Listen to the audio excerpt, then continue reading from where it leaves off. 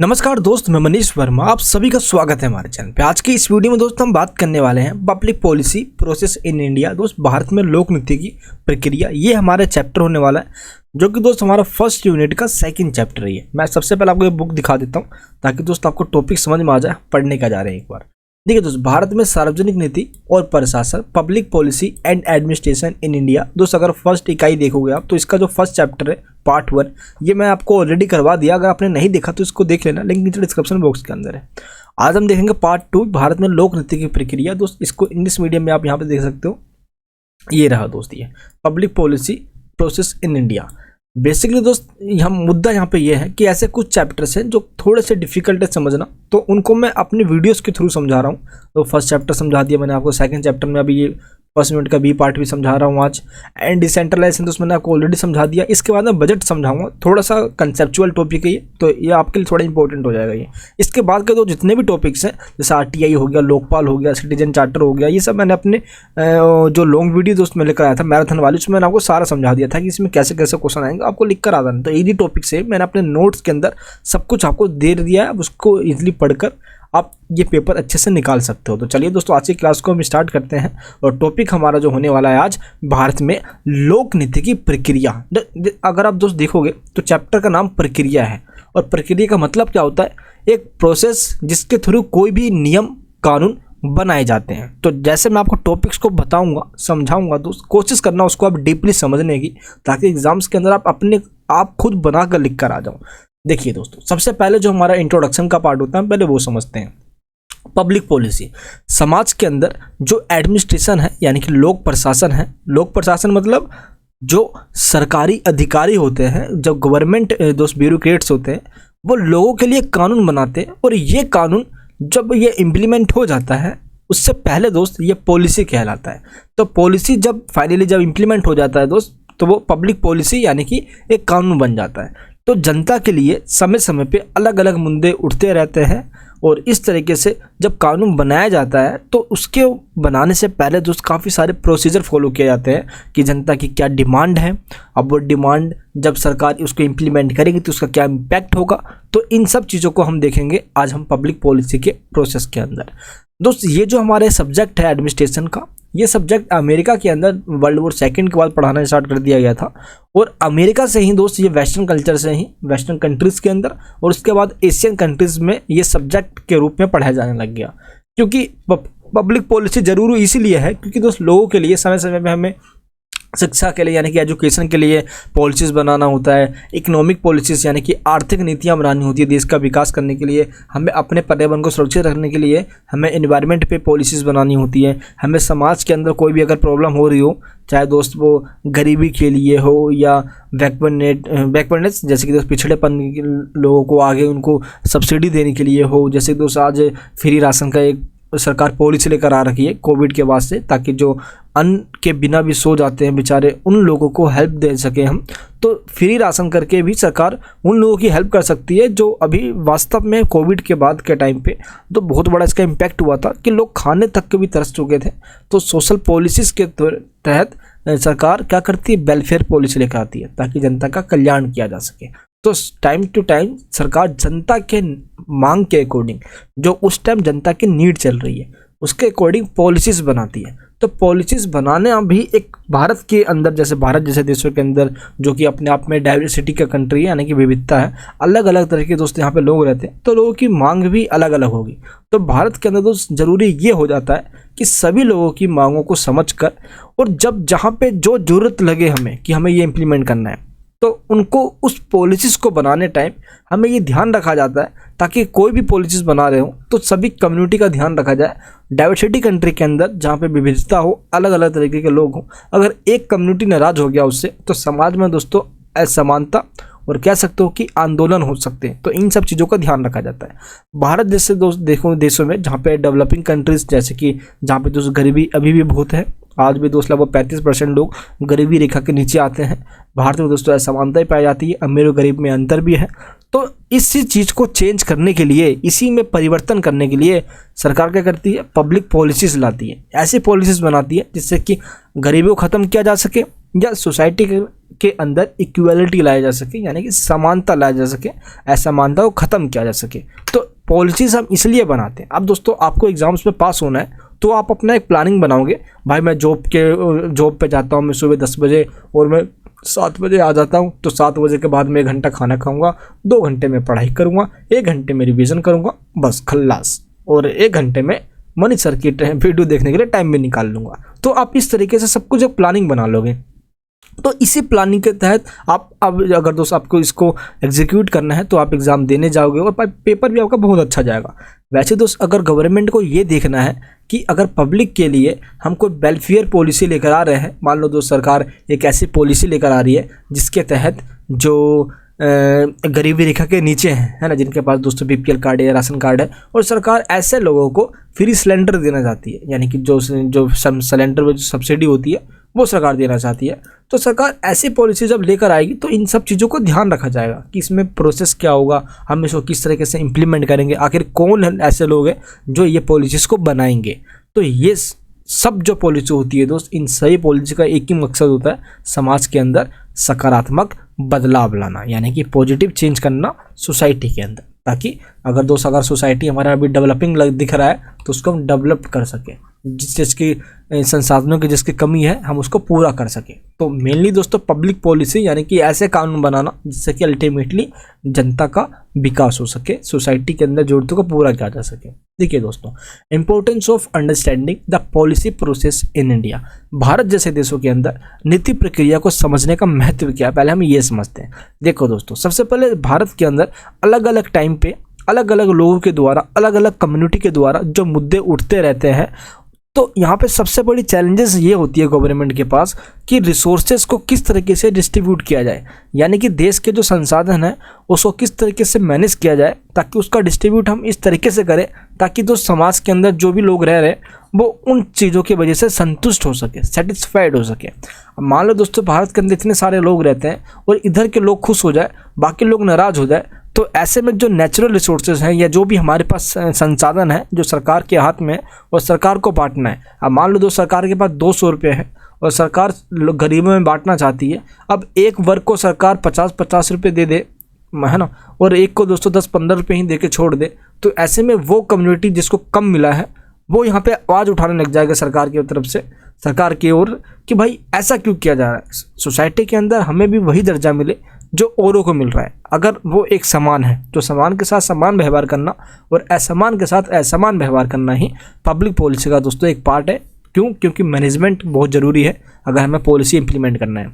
भारत के अंदर दोस्त पब्लिक पॉलिसी के अंदर 3 स्टेजेस होते हैं। आप कह सकते हो कि नीति प्रक्रिया में 3 प्रकार के होते हैं ये, ठीक है, यानी जो पॉलिसी है हमारे पास वो 3 टाइप्स के हैं, यानी कि 3 टाइप्स ऑफ पब्लिक पॉलिसी या पॉलिसी प्रोसेस आप कह सकते हो। तो पॉलिसी का जो प्रोसेस है वो 3 तरीके से होता है। सबसे पहला होता है ऊपर की ओर प्रभाव। ऊपर की ओर प्रभाव मतलब जो लोगों की मांग है, यानी जो डिमांड्स है, जनता की डिमांड्स है, पहले वो सुनना, यानी कि जनता की दोस्तों डिमांड को सुनना, समझना, एनालाइज करना।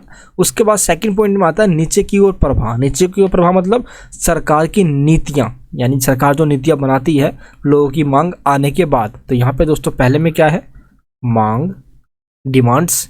दूसरे में क्या है, जो यानी कि जो सरकार के द्वारा दोस्तों जो मांगे आई है, यानी कि जनता के द्वारा जो मांगे आई है उसको सरकार क्या करती है, पॉलिसीज बनाती है, यानी कि उसके ऊपर सरकार पॉलिसीज बनाती है। और पॉलिसीज बनाने के बाद फाइनली उसको एनालाइज किया जाता है, दैट मीन्स कह सकते हैं एवोल्यूशन किया जाता है, उसके नेगेटिव और पॉजिटिव पॉइंट्स देखे जाते हैं। जो उसमें कमियां होती है दोस्त लागू करने से पहले उसको ठीक किया जाता है, फाइनली फिर उसको लागू कर दिया जाता है। तो नीति प्रक्रिया में 3 प्रकार के होते हैं। तो ये 3 प्रकार दोस्तों है ना, अपवर्ड फ्लो, डाउनवर्ड फ्लो और है वह फीडबैक सिस्टम। इसमें दोस्तों जो भी फीडबैक यानी जनता के द्वारा या गवर्नमेंट अधिकारियों के द्वारा, तो सभी के द्वारा जो भी फीडबैक होता है वो लिया जाता है, फिर फाइनली दोस्तों उसको इम्प्लीमेंट किया जाता है। तो 3 स्टेप यहाँ पे हमने ये देख लिया।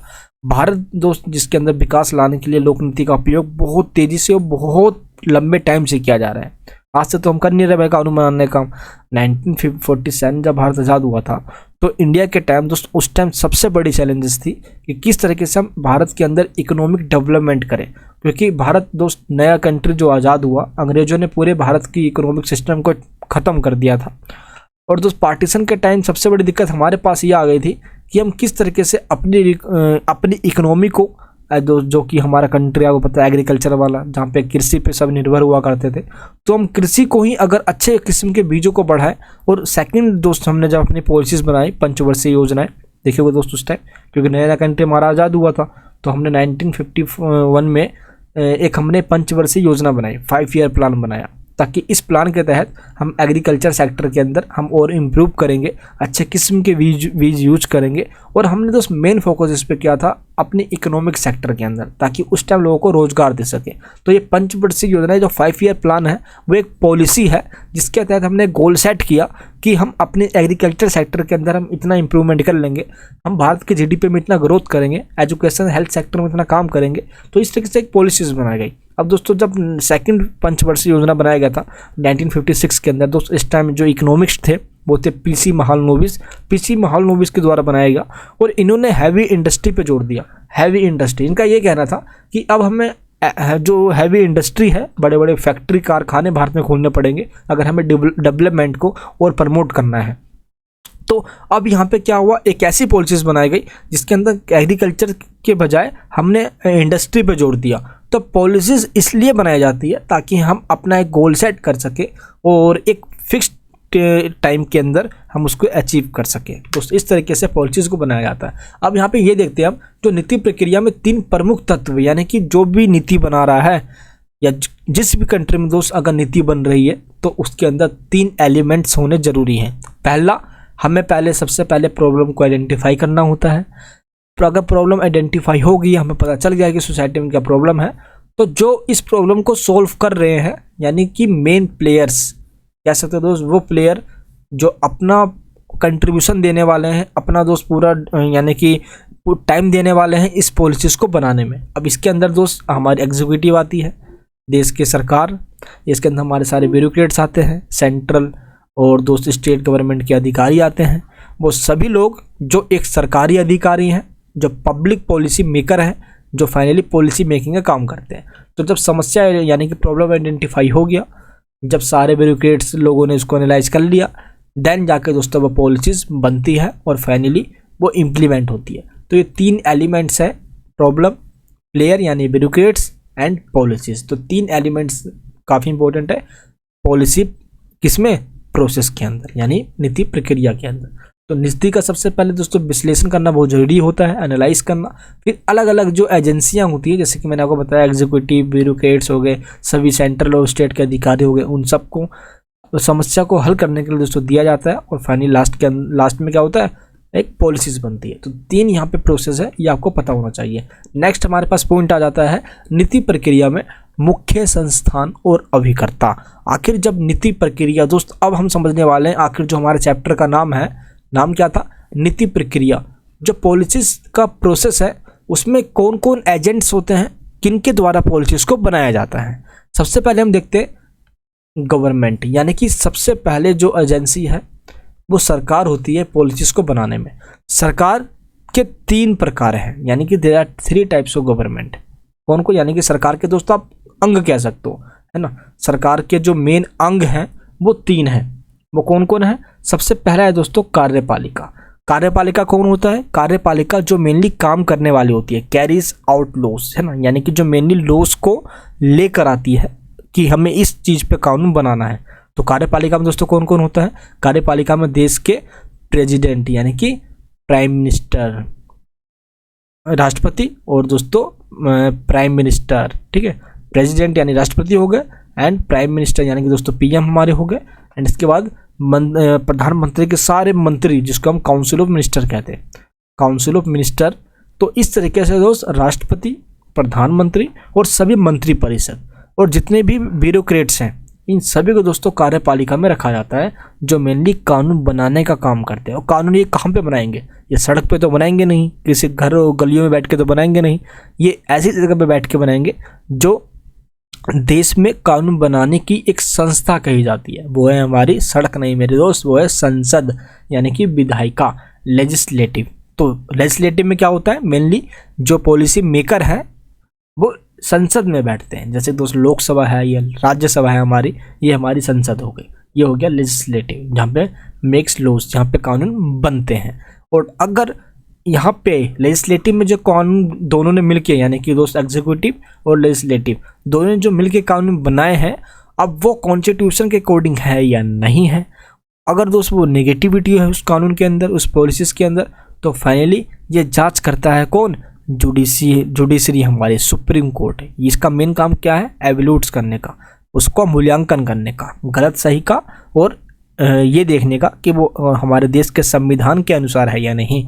अगर दोस्त वो सही है तो पास हो जाएगा और वो जाएगा राष्ट्रपति के पास, और राष्ट्रपति ने सिग्नेचर कर दिया। लोकसभा और राज्यसभा के दोनों में पास होने के बाद दोस्त राष्ट्रपति के पास सेंड किया जाता है पॉलिसी या जो कानून है हमारा बिल, और फाइनली अगर राष्ट्रपति ने सिग्नेचर कर दिया दोस्त, तो वो एक बिल यानी कि एक पॉलिसी लॉ बन जाता है। क्लियर है? यानी कि एक जो भी एक विधेयक होता है वो कानून बन जाता है। तो इस तरह के दोस्त आपको ये ध्यान रखना है। तो ये 3 तरीके से वो गुजरता है। तो सबसे पहला जो एजेंट है वो कौन है? हमारे देश का गवर्नमेंट। सेकंड है दोस्त नौकरशाही। नौकरशाही वो होते हैं जो देश के वो अधिकारी हैं जिनको परमानेंट माना जाता है, क्योंकि उस गवर्नमेंट तो 5 साल में चेंज हो जाएगी, लेकिन ये अधिकारी 5 साल में नहीं, जब इनका रिटायरमेंट का एज जब तक नहीं आ जाता, इनको दोस्त कोई नहीं हटा सकता अगर ये कानून का वॉयलेंस ना करे, संविधान या कानून का उल्लंघन ना करे। तो इसमें कौन कौन अधिकारी आते हैं दोस्त? इसके अंदर देश के वो IAS IPS central state government के सभी वो अधिकारी आते हैं जो फाइनली कानूनों को बनाने में गवर्नमेंट की हेल्प करते हैं। ये दोस्तों कार्यपालिका खुद अकेले काम नहीं कर सकती। कार्यपालिका संसद में बैठ के कानून तो बनाती है, लागू करती है, लेकिन इन कार्यपालिका की हेल्प करते हैं नौकरशाही। कार्यपालिका मतलब ये सारे लोग, ठीक है, ये सारे। अब दोस्तों कार्यपालिका को हेल्प देने के लिए मेनली दोस्तों कौन आते हैं? नौकरशाही। अब इन नौकरशाही में मेनली जो पढ़े लिखे लोग हैं, जो आप कह सकते हो जो पॉलिसी को एनालिस्ट करते हैं, मेनली ये पॉलिसी के एनालिस्ट वाले लोग ही नौकरशाही कहलाएंगे। मेनली समाज में क्या प्रॉब्लम है, क्या प्रॉब्लम नहीं। दोस्त मान लो कोई एक IAS ऑफिसर है, तो डिस्ट्रिक्ट के अंदर उसके क्या प्रॉब्लम चल रही है, कहीं तो साफ़ सफाई हो रही है नहीं हो रही है, अगर दोस्त महिला को अच्छे से एजुकेशन मिल रहा है नहीं मिल रहा है, लॉ एंड ऑर्डर बना हुआ है या नहीं बना हुआ, यानी कानून व्यवस्था है या नहीं बना, तो एक DM को या दोस्त एक IAS ऑफिसर को पता होता है। तो जितने भी तमाम अधिकारी होते हैं, ये सभी अधिकारी प्रॉब्लम्स को जब लेकर आते हैं, तो वो इन्हीं के द्वारा दोस्तों उस टॉपिक को रिसर्च किया जाता है। फाइनल कानून बनाने के अंदर जो सेकंड हमारे जो कंट्रीब्यूशन होता है वो नौकरशाही का होता है, ठीक है, सभी सरकारी अधिकारियों का होता है, ठीक है। एंड दोस्त थर्ड में आता है हमारे जन आंदोलन, जनता की डिमांड के द्वारा। जनता भी दोस्त समय समय पे डिमांड करती है, मीडिया के द्वारा जनता की आवाज़ों को मीडिया देश के अंदर उठाती है। आज दोस्तों मीडिया तो कहीं और ही जा रही है, मुद्दा तो वही दिखाती है मीडिया टीवी के अंदर, जिसका निज लोगों का यानी कि आम लोगों का कोई मतलब ही नहीं होता भाई, है ना। तमाम चीज़ों को दिखा रही होती है, बकवास चीज़ें, लेकिन फिर भी मीडिया का कंट्रीब्यूशन होता है। मीडिया में दोस्तों सिर्फ टीवी नहीं होती, न्यूज़पेपर भी होता है, इंटरनेट मीडिया होता है। आज दोस्त हमारे पास खुद फ़ोन होता है, हम सोशल मीडिया पे जो शेयर कर देते हैं छा देते हैं। दोस्तों आजकल देखा होगा आपने कि बिहार का एक छोटा सा बच्चा, सोनू नाम का बच्चा, बहुत छाया हुआ है दोस्तों, वो नालंदा से है। और दोस्त नालंदा आपको जान के अच्छा रहेगा, मेरा गाँव है दोस्तों नालंदा, मैं भी नालंदा से ही बिलोंग करता हूँ। उसका दोस्त उसके अंदर जो करेज था पढ़ाई करने का, यानी कि उसके अंदर लगन थी एक पढ़ाई का, एक मतलब था बंदे में, एक गट्स था। तो जिस तरह दोस्तों ने नीतीश कुमार जी के सामने रखा, वो बात बिल्कुल ही पूरे भारत के अंदर। अब मीडिया की मजबूरी है कि वो सोनू को दिखाएगी। आज से पहले अगर सोनू को अगर मीडिया ने पहले दिखा दिया होता तो बिहार की दोस्तों हालत ऐसे थोड़ी ना होती यार, है। अब मीडिया में जब सोनू पहले छा गया तो मीडिया ने कवर करना स्टार्ट कर दिया। क्यों? क्योंकि भाई इनको TRP बढ़ेगी यार। तो सब कुछ दोस्तों खेल TRP का होता है। बट आज हम देखें तो मीडिया दोस्तों कंट्रीब्यूशन देती है, न्यूज़ मीडिया, प्रिंट मीडिया हो गया, रेडियो हो गया, मैगजीन्स हो गए, है ना, न्यूज़पेपर्स हो गए। तो इस तरह के दोस्त अलग अलग टाइम पे NGOs के द्वारा भी टाइम अलग अलग दोस्त कह सकते हो कि डिमांड आते रहते हैं, जैसे कि वुमेन एम्पावरमेंट को लेकर, इन्वायरमेंट में रिफॉर्म को लेकर। तो अलग अलग समय पे अलग अलग लोगों का कंट्रीब्यूशन होता है। तो ऐसा नहीं है कि पॉलिसी सिर्फ एक इंसान के द्वारा बन जाती है। तो सबसे पहले सरकार का कंट्रीब्यूशन, दूसरे में नौकरशाही यानी ब्यूरोक्रेट्स, थर्ड में हमारे जो जितने भी इंटरेस्ट ग्रुप है, इंटरेस्ट ग्रुप मतलब जो अलग अलग हित समूह होते हैं जो सरकार पे प्रेशर डालते हैं, जिनको हम प्रेशर ग्रुप भी कहते हैं, ठीक है दोस्त, ठीक है। इंटरेस्ट ग्रुप दोस्तों प्रेशर ग्रुप दोनों अलग अलग है, तो ये ध्यान रखना आपको। मेनली सरकार पे दबाव डालना है अपने कानूनों, अपने नियमों को लागू करवाने के लिए। एंड दोस्तों फोर्थ में मीडिया आती है, एंड फिफ्थ में आते हैं एनजीओज, जो अलग अलग मुद्दों पे एनजीओज बने हुए होते हैं और समाज के अंदर जो प्रॉब्लम हो रही होती है उनको ये मेन स्ट्रीम मीडिया पे ध्यान दिलवाते हैं या गवर्नमेंट के सामने दोस्तों ये प्रपोजल रखते हैं ताकि सरकार उस पर कानून बना सके। नेक्स्ट पॉइंट है हमारे पास नीति निर्माण में विभिन्न संस्थाओं की भूमिका। आखिर नीति जो बनती है उसमें अलग अलग जो संस्थाएं हैं, जो अलग अलग इंस्टीट्यूशन है, उनका क्या रोल होता है।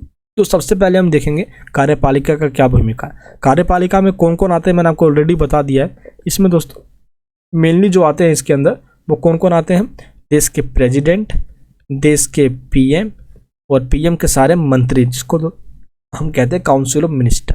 क्लियर है मेरे दोस्त। चलिए, कार्यपालिका सबसे शक्तिशाली शाखा है। मेनली पीएम, यानी दोस्तों इसमें पीएम, राष्ट्रपति, है ना, एंड सारे मंत्री, कैबिनेट मंत्री आ रहे हैं। तो मेन तो यही है भाई, क्योंकि देश के लिए कानून यही बनाएंगे, क्योंकि ये सरकार में इनके जनता ने चुन के भेजा हुआ है। नीति निर्माण में सबसे बड़ा कंट्रीब्यूशन इनका ही होता है। कौन से राजनीतिक संसाधनों का उपयोग करना है, किसका नहीं करना है, आखिर पॉलिसीज में किन किन बातों का ध्यान रखना है, ये सब डिसाइड कार्यपालिका ही करती है, यानी कि मेनली जो सरकार है वो करती है। अब इसमें दोस्तों मूल्यवान क्या होगा, निर्णय कैसे लिए जाएंगे, आखिर कार्यपालिका और विधानपालिका मतलब संसद एक दूसरे पर निर्भर हैं, क्योंकि जो कार्यपालिका संसद में बैठती है, संसद में डिसीजन लिए जाते हैं, जहाँ पे जो विपक्ष के हैं, जो अपोजिशन के लीडर्स हैं वो भी होते हैं। तो दोस्तों उस पर वाद विवाद यानी डिबेट होता है। विपक्ष को जो चीज़ पसंद नहीं आई उसके ऊपर दोस्त मुद्दा उठाया जाता है। मेनली कहने का मतलब दोस्तों सिंपल ये है कि कार्यपालिका का कंट्रीब्यूशन संसद में होता है, जहाँ बैठ के कानून को बनाया जाता है। प्रधानमंत्री और दोस्तों कैबिनेट के जो मंत्री होते हैं वो सब के सब विधायिका के अंदर बैठ के कानून बनाते हैं और इनका बड़ा कंट्रीब्यूशन है दोस्तों। इसलिए कानून बनाने में कार्यपालिका रोल सबसे बड़ा होता है। कार्यकारी दोस्तों नीतियाँ बनाई जाती है और हमेशा से एक समन्वय किया जाता है, कोऑर्डिनेशन बनाया जाता है दोस्तों कम्युनिकेशन में। संसद के अंदर तो जब भी कोई इश्यूज उठाया जाता है तो उसको भी पहले डिबेट होता है। अब ये डिबेट अगर लोकसभा में हो रहा है तो पहले ये अक्सर ध्यान रखा जाता है कि हर एक टॉपिक के ऊपर बारीकी से कोई कानून पे बातचीत किया जाए। अगर दोस्त कोई कानून बना दिया जाए और उस पर बारीकी से बातचीत ना किया जाए, तो आने फाल में कानून पास हो जाए वो, तो उसका इम्पैक्ट जनता पे और सरकार की दोस्तों इमेज पे भी खराब हो जाएगी इससे। ठीक है, अगर दोस्तों मैं एग्जाम्पल लेता हूँ, इस टाइम जो हालिया जो सरकार ने फार्म बिल दोस्तों जब वापस लिया, अब देखो इसके कुछ अपने प्लस पॉइंट भी थे और कुछ माइनस पॉइंट भी थे। जो प्लस पॉइंट थे उसको दोस्त कह सकते हो कि वो दिखा नहीं, बट माइनस पॉइंट को लेकर काफ़ी सारे लगभग 1-1.5 साल दोस्त आंदोलन चले। मोदी जी खुद फाइनली आए, उन्होंने ये कह दिया कि हमने समझाने की कोशिश करी बट समझ नहीं पाए और इसलिए हम इस कानून को वापस ले लेते हैं। तो इसके अंदर जो भी कमियां थी उस कमियों को बताया गया। अब सरकार ने तो उस रिफॉर्म उसमें किया था, उसमें अमेंडमेंट किए थे, बट उसके बाद इसको वापस ले लिया गया। तो जो भी कानून बनते हैं, जो भी पॉलिसीज बनती है, उस पर स्पेशली ये देखा जाए कि मेजोरिटी ऑफ पीपल का उस पर इफेक्ट जो हो वो पॉजिटिव हो, है ना। क्योंकि तो सरकार या एक इंसान सभी इंसानों को खुश नहीं कर सकता, ये सच्चाई है दोस्त। ठीक है, बट मेजोरिटी ऑफ लोगों को खुश किया जाए ये ज़रूरी है। क्लियर। तो जैसे कि किसने कहा था ये दोस्तों कहा था जेरेमी बेंथम ने। किसके द्वारा कहा गया था ये कहा गया था जेरेमी बेंथम के द्वारा। चलिए मेरे दोस्त, यहाँ पे ये हो गया। नेक्स्ट पॉइंट है हमारे पास, यानी कि नेक्स्ट जो रोल होता है वो होता है विधायिका का, यानी कि रोल ऑफ लेजिस्लेचर का। सबसे पहले लेजिस्लेचर मतलब यहाँ पे क्या है, संसद से है। और देश के अंदर संसद ही वो मंदिर होती है जहाँ पे दोस्त सभी लोग घंटा बजाते हैं। घंटा मतलब जहाँ पे सभी लोग डिबेट करके कानून बनाते हैं ना, तो लोकतंत्र का मंदिर कहा जाता है इसको। जहाँ पे संसद नहीं है वहाँ पे लोकतंत्र नहीं है। और दुनिया में आज ऐसा कोई कंट्री नहीं दो जहाँ पे संसद ना हो, जहाँ पार्लियामेंट ना हो। और भारत में दोस्तों को पता है कि लोकसभा एंड राज्यसभा 2 है हमारे पास हाउसेस। अगर लोकसभा से कोई कानून पास हो जाता है तो राज्यसभा में जाएगा। अगर कोई कानून पहले राज्यसभा में पेश किया गया है तो पहले राज्यसभा से पास होगा तो वो लोकसभा में भी पास होना जरूरी है, यानी दोनों हाउसेस से पास होना कंपलसरी है। तो दोनों हाउस से पास हो जाते हैं तो दोस्तों जब फाइनली जाता है प्रेसिडेंट के पास सिग्नेचर होने को लेकर। फिर प्रेसिडेंट ने सिग्नेचर कर दिया तो वो फाइनली पास माने जाने बिल, वो कानून बन जाता है। तो दोस्त मेनली जो प्रायोरिटी होती है विधायिका की वो होती है कानून बनाना, क्योंकि विधायिका के अंदर निर्वाचित प्रतिनिधि होते हैं, यानी जनता के द्वारा चुनी हुई सरकार होती है। इसके अंदर लोकसभा के अंदर, क्योंकि जो राज्यसभा के मेंबर होते हैं इनका चुनाव जनता डायरेक्ट नहीं करती है। विधायक निर्वाचन क्षेत्रों की मांगों, मुद्दों, जरूरतों को स्पष्ट रूप से सदन में रखते हैं। अगर दोस्त मान लो कि जो लोकसभा है उसके अंदर MP जाते हैं, मेंबर ऑफ पार्लियामेंट, और अपने क्षेत्र के जो भी मुद्दे हैं, जो मांगे हैं, जो ज़रूरत है, उसको सदन में रखते हैं। अब उसके ऊपर सरकार ये डिसाइड करेगी, सदन डिसाइड करेगा कि इस पर कानून बनाना है या नहीं बनाना है, ये मुद्दा कितना ज़रूरी है, ये दोस्तों फाइनली डिसाइड किया जाता है।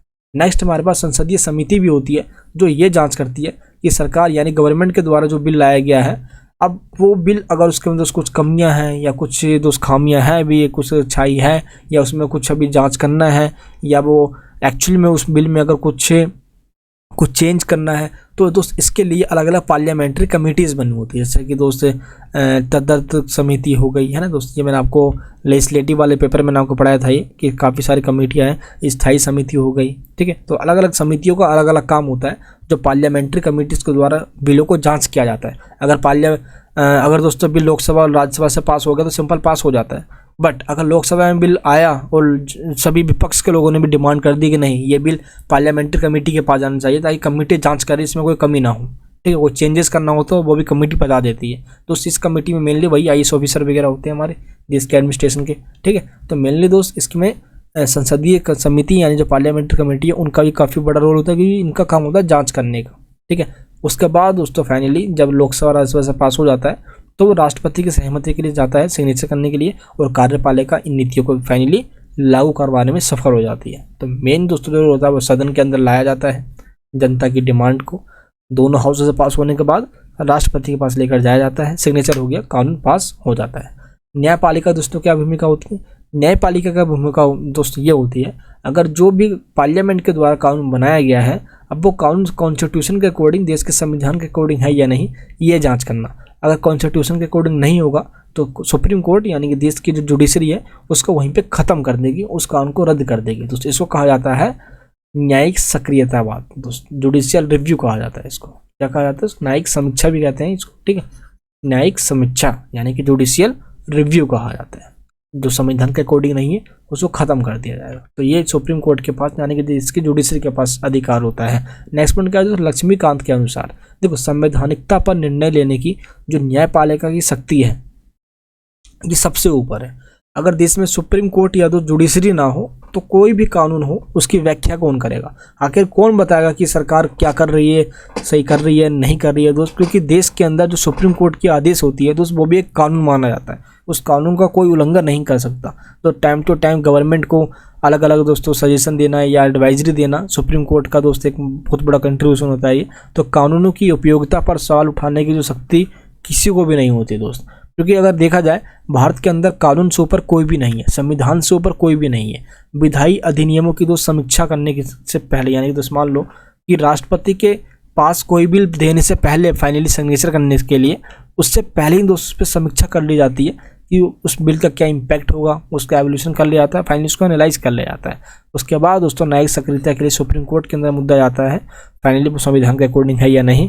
और नेक्स्ट दोस्त लास्ट में एक पॉइंट है गैर गतिविधि यानी कि नॉन एक्टिविटी पे भी जोर दिया जाता है। नॉन एक्टिविटी मतलब कि पॉलिसीज के अंदर जो दोस्त डेवलपिंग कंट्रीज होते हैं, जैसे कि भारत की बात कर रहे हैं तो डेवलपिंग कंट्रीज से भारत यहाँ पर दोस्त अभी भी हम तरक्की करें, बट अभी भी दोस्त हमें जो वंचित लोग हैं संसाधनों से, जो पीड़ित लोग हैं, है ना, जो दोस्त अभी आज जो पुअर हैं, काफ़ी गरीब है ना, उनको हेल्प करने की जरूरत होती है। पॉलिसी में ये चीज़ हमेशा शामिल किया जाए ताकि उन लोगों को भी सहायता मिले, उनको भी हेल्प भी मिले।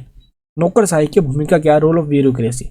दोस्त नौकरशाही का सिद्धांत है मैक्स वेबर के द्वारा दिया गया है। मैक्स वेबर किसके द्वारा दिया गया है? मैक्स वेबर के द्वारा। दोस्त किसी भी देश की जो रीढ़ की हड्डी होती है वो होती है नौकरशाही। भारत के दोस्तों बजट का 50% जो हिस्सा होता है वो इन्हीं नौकरशाही को सैलरी देने में निकल जाता है। देश को दोस्त चलाने वाले ये नौकरशाही हैं। देश की तरक्की होगी नहीं होगी यही दोस्तों डिपेंड करता है इन नौकरशाही, इन ब्यूरोक्रेट्स के ऊपर। तो सरकार के साथ ये मिलकर काम करते हैं। जितने भी दोस्तों स्टेप में कानून बनती है, पॉलिसीज बनती है, इसमें दोस्त नौकरशाही यानी जो ब्यूरोक्रेट्स होता है इनका भी कंट्रीब्यूशन होता है।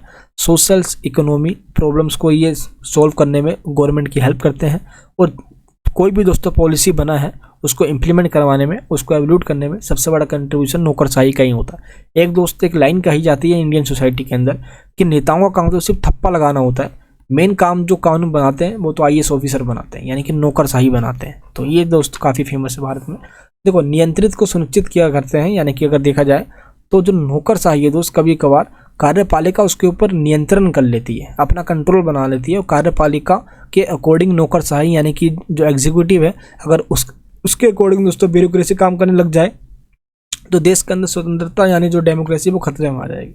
तो मेन चीज़ हमेशा लिबर्टी होती है और सभी अपने अपने फील्ड में इंडिपेंडेंट हों, कोई किसी में उस काम के इंटरफेयर ना करे। तो अलग अलग समान विश्वासों में, आकांक्षाओं में, समान हितों में, मांगों को जो सरकार के पास दिया जाता है, फाइनली दोस्त सरकार उसके ऊपर कानून बनाती है।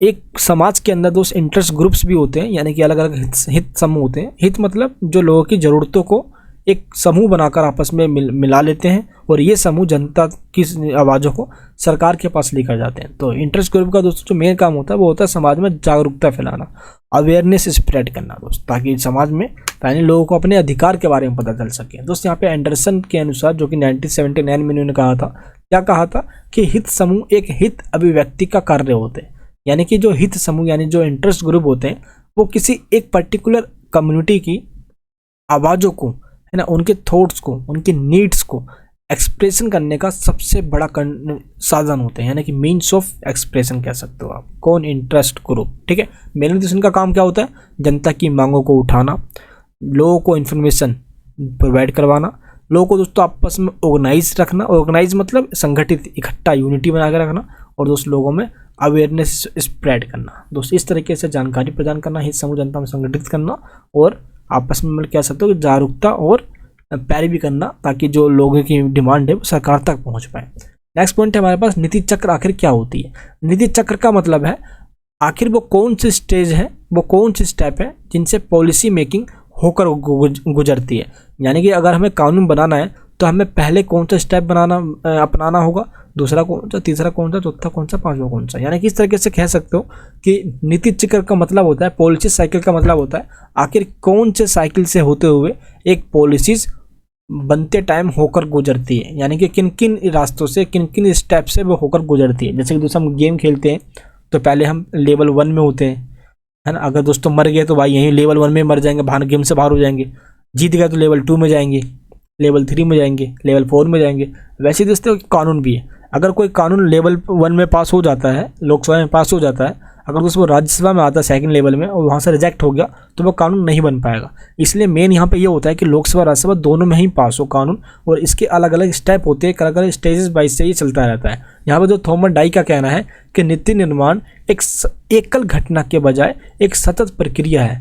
तो सतत प्रक्रिया मतलब क्या होता है? सतत प्रक्रिया का मतलब होता है कंटिन्यूअस प्रोसेस, जो कि हमेशा चलते रहती है। अब तो धरती पर जब तक इंसान है, ये प्रोसेस की प्रक्रिया जो है ये जब तक चलते रहेगी, क्योंकि जब तक इंसान है नीड है तो दोस्तों कानून की जरूरत पड़ेगी यार, लोगों को सुरक्षा देना है। अब लोक नीति के 2 प्रकार होते हैं, कौन कौन से? पहला होता है निर्देशात्मक, क्या होता है? निर्देशात्मक मॉडल, और दूसरा होता है वर्णनात्मक मॉडल। निर्देशात्मक जो मॉडल दोस्त ये होता है प्रिस्क्रिप्टिव मतलब क्या होता है? जहाँ पे क्या होना चाहिए, यानी व्हाट शुड बी, क्या होना चाहिए सोसाइटी के अंदर, इस समाज के लिए क्या बेहतरी है ना। अब समाज की तरक्की कैसे होगी, कैसा होना चाहिए, ये दोस्तों चाहिए पे ज़्यादा जोर देते हैं। समाज के अंदर क्या होना चाहिए, जो इसकी बात करते हैं उसको कहा जाता है निर्देशात्मक, क्योंकि ये निर्देश देते हैं कि सोसाइटी में ऐसा होना चाहिए, ऐसा नहीं ऐसा होना चाहिए। ठीक है, जैसे समाज के अंदर महिलाओं के साथ अब तक ये होता आया है तो अब ऐसा होना चाहिए। महिलाओं को दोस्तों पॉलिटिकल रिप्रेजेंटेटिव नहीं मिला है तो अब महिलाओं को आरक्षण मिलना चाहिए, है ना, वुमेन रिजर्वेशन होना चाहिए।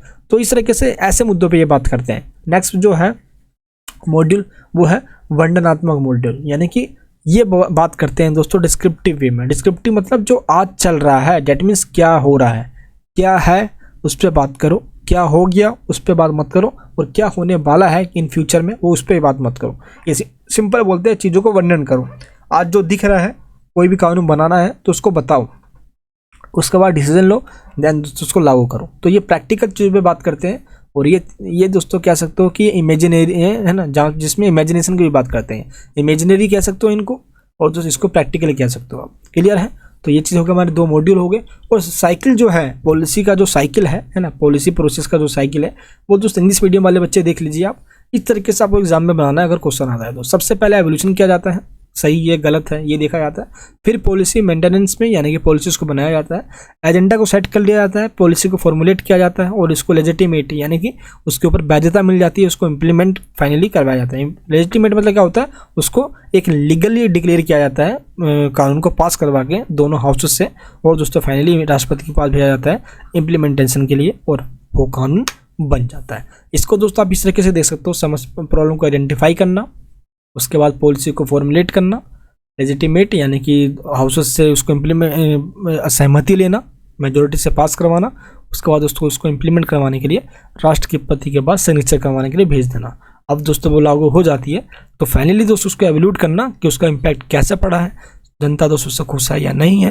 नीति का यहाँ पे सबसे बड़ा रोल होता है सोसाइटी के अंदर, सबसे बड़ी चीज़ यहाँ पे ये होती है कि किस तरीके से कानून जो बनाया गया उस पर जनता का पॉजिटिव इम्पैक्ट मैक्सिमम हो। ठीक है, नेक्स्ट पॉइंट क्या है हमारे पास, नीति रख रखाव, उत्तराधिकार या समाप्ति चक्र का पालन करना। यानी दोस्तों यहाँ पे सबसे बड़ी बात यहाँ पे ये है कि जो भी नीति बन रही है उसके अंदर उत्तराधिकार यानी कि उसका क्या, अगर ये पॉलिसी सक्सेस नहीं हो पाती है तो इसके बाद हमारे पास ऑल्टरनेट ऑप्शन क्या है। ठीक है, अगर इसके समाप्ति के बाद, तो इन सब चीज़ों का ध्यान रखा जाता है। नेक्स्ट पॉइंट हमारे पास है नीति का हम मूल्यांकन करेंगे, तो सबसे लास्ट पे आ गए हैं मूल्यांकन यानी एवेल्यूट करते हैं अब हम। थॉमस डाई ने यहाँ पे लिखा है क्या कि नीति के प्रभावों की जांच के लिए ही नीति मूल्यांकन किया जाता है। यानी कि जो भी नीति हमने इम्प्लीमेंट कर दिया है उसका प्रभाव यानी कि उसका इम्पैक्ट लोगों पे क्या पड़ा है, ये जांच करने के लिए हम नीति का यानी जब पॉलिसीज हमने बनाया है उसका एवोल्यूशन करते हैं। दोस्त गवर्नमेंट यही तो करती है, जब कोई पॉलिसीज बना दी जाती है, इम्प्लीमेंट हो जाता है तो सरकार उस पर सर्वे करवाती है टाइम टू टाइम, है ना, ताकि जनता को फायदा हो या नहीं हुआ, है ना। तो इसलिए नीति मूल्यांकन हमें मूल्यांकन कार्यक्रमों, परियोजनाओं और रणनीतियों के लिए दिशा प्रदान करता है। यानी कि पॉलिसी क्या करता है दोस्त, एक तरफ से कहते हैं examine the effects of the policy evolution provides us with directions for evolution programmes, projects and strategies. तो इस तरीके से पॉलिसी मेकिंग काफ़ी जरूरी है। पॉलिसी प्रोसेस के अंदर सभी स्टेप के अंदर बहुत महत्वपूर्ण दोस्तों रोल होता है।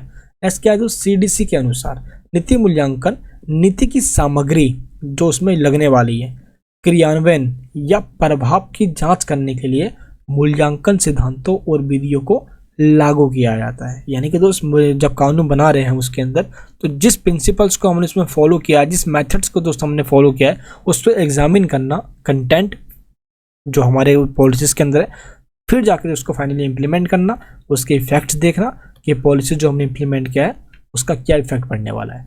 तो जब भी हम कोई नीति को लागू करने वाले होते हैं तो उसमें 3 लोगों का यानी कि 3 एलिमेंट्स होते हैं उसके, 3 यानी कह सकते हो कि 3 एस्पेक्ट्स होते हैं, 3 पहलू होते हैं। इसके बिना दोस्त कोई पॉलिसी लागू हो ही नहीं सकती। सबसे पहले उसमें जो भी लोग पॉलिसी बना रहे हैं, जो प्लेयर है हमारे मेन, वो योग्यता वाले होने चाहिए, उनके पास मेरिट हो, है ना, यानी कि उनके पास योग्यता हो वो उस कानून को बनाने के लिए।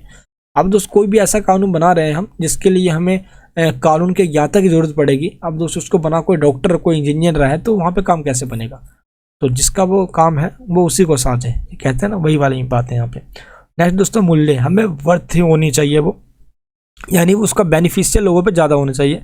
एंड यूटिलिटी मतलब मैक्सिमम लोगों को मैक्सिमम बेनिफिट मिलना चाहिए। तो 3 चीज़ यानी योग्यता, मूल्य और उपयोगिता का ध्यान रखना चाहिए। मेरिट, वर्थी एंड यूटिलिटी का दोस्तों ध्यान रखना चाहिए। यहाँ पे ब्राउनसन एट अल के अनुसार इन्होंने क्या कहा है कि मूल्यांकन नीति प्रक्रिया में प्रत्येक चरण का एक अभिन्न अंग है। यानी कि दोस्त जब भी हम मूल्यांकन कर रहे होते हैं तो ये इनका जितने भी स्टेप में जितने भी स्टेजेस आते हैं वो सभी पॉलिसी प्रोसेस का बहुत महत्वपूर्ण अंग है ना, इनको अलग नहीं किया जा सकता। यानी कि इंटरगल पार्ट है ये सभी स्टेप। नेक्स्ट है दोस्तों मूल्यांकन नीति चरणों में होता है। यानी कि जो मूल्यांकन होता है वो 3 चरणों में होता है। कौन कौन से चरणों में होता है, सबसे पहला होता है दोस्त नीति सामग्री का मूल्यांकन किया जाता है। यानी कि नीति सामग्री मतलब जो पॉलिसी बनाने जा रहे हैं हम उस मुद्दों को लेकर पूरे स्पष्ट होने चाहिए, क्लियरिटी होनी चाहिए हमारे मन में और पूरी सोसाइटी के अंदर जो हम पॉलिसी बनाने जा रहे हैं, और उसका रिलेवेंस हमें पहले देख लेना चाहिए कि पहले का कंडीशन क्या था पॉलिसी इंप्लीमेंट करने से पहले का कंडीशन, और जब हम पॉलिसी इंप्लीमेंट कर देंगे तो उसके बाद का कंडीशन क्या होगा सोसाइटी के अंदर, तो उसका रिलेवेंस देख के हमें पॉलिसी बनाना चाहिए। नेक्स्ट तो नीति क्रियान्वयन का मूल्यांकन करना चाहिए। यानी कि पॉलिसी की इंप्लीमेंटेशन करने से पहले तो उसका एवोल्यूशन करना चाहिए। एवोल्यूशन का मतलब होता है हमें पहले उसके नकारात्मक और दोस्तों सकारात्मक दोनों पॉइंट देखना चाहिए, पॉजिटिव और नेगेटिव, देन दोस्तों पॉलिसी इंप्लीमेंट करना चाहिए। उसके बाद सबसे ज़्यादा इंपॉर्टेंट पॉइंट है वह नीति प्रभाव का मूल्यांकन करना। जो नीति हमने बनाया है उसका जनता पे क्या प्रभाव पड़ा उसका मूल्यांकन करना, ये सबसे इंपॉर्टेंट है दोस्त, क्योंकि इस पे ही हमें पता चलता है जो अब तक सरकार के द्वारा सभी अधिकारियों द्वारा जो मेहनत की गई है पॉलिसियों को बनाने में, इम्प्लीमेंट करने में, फाइनली उसके क्या प्रभाव पड़ा लोगों के ऊपर। अगर दोस्त पॉजिटिव इम्पैक्ट है तो सरकार और जनता दोनों खुश, अगर दोस्त नेगेटिव इम्पैक्ट है तो सरकार और जनता दोनों ही दुख। इस पे दोस्त देश की जो यूनिटी है, देश की जो डाइवर्सिटी है वो खतरे में आ जाती है। नेक्स्ट पॉइंट क्या है, किसके द्वारा व्यूज दी गई है, डैनियल लर्नर के अनुसार। इन्होंने क्या कहा कि प्रक्रिया का मूल्यांकन करना जरूरी है, प्रभाव का मूल्यांकन करना भी उतना ही जरूरी है, और दोस्त व्यापक मूल्यांकन का इन्होंने कंसेप्ट दे दिया। व्यापक मूल्यांकन का मतलब होता है जिसके अंदर प्रक्रिया और प्रभाव यानी कि प्रोसेस एवोल्यूशन और इम्पैक्ट एवोल्यूशन दोनों को दोस्तों अगर कंबाइन कर दिया जाए, यानी का और खा वाले पॉइंट को अगर ए और बी पॉइंट को अगर कंबाइन करके दोस्तों दोनों को एक साथ किया जाए उसको बोलते हैं व्यापक मूल्यांकन यानी कि कॉम्प्रहेंसिव एवोल्यूशन।